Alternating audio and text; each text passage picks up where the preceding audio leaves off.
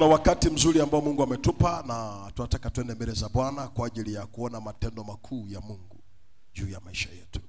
Na kama unaandika, andika tu jinsi ya kuponywa. Jinsi ya kuponywa. Jinsi ya kuponywa. Jinsi ya kuponywa. Haleluya. Kitabu kile cha Isaya sura ya 41 na ule mstari wa 10, maandiko yanasomeka namna hii: usiogope, kwa maana mimi ni pamoja nawe. Usifadhaike, kwa maana mimi ni Mungu wako. Nitakutia nguvu, nami nitakusaidia. Nitakushika kwa mkono wa kuume wa haki yangu. Neno la Bwana nasema usiogope, kwa maana mimi ni pamoja nawe. Wakati mwingine unapita kwenye nyakati ngumu. Unapita kwenye magonjwa, unapita kwenye changamoto mbalimbali.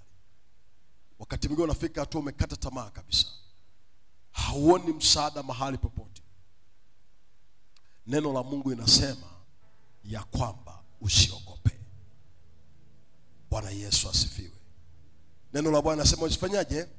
Usiogope. Haijalishi unapita mahali ambapo ni pagumu. Haijalishi unapita mahali ambapo hauoni majibu. Haijalishi ya kwamba unapita mahali ambapo unaona ukuta mbele yako. Hauoni kabisa mahali ambapo unapoweza kupenya ama mahali ambapo unaweza kupita.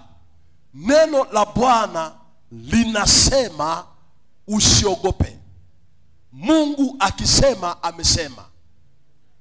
Sawa sawa Mungu ni tofauti na mwanadamu.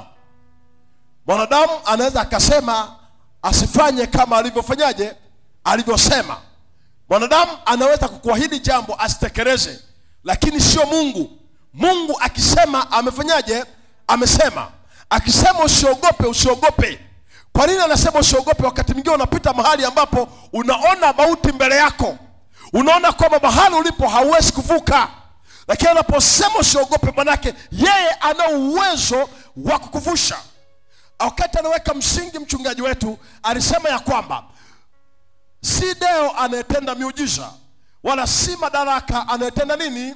Muujiza, bali ni Yesu ndiye mtenda muujiza. Kwa hiyo anaposema yeye kwamba usiogope, amemaanisha na ana uhakika. Bwana Yesu asifiwe. Mwambie jirani yako, yamkini unapita mahali ambapo umefika hatua moyo wako umeogopa, lakini Bwana anasema usiogope. Mwambie jirani yako, mwambie Bwana amesema usiogope.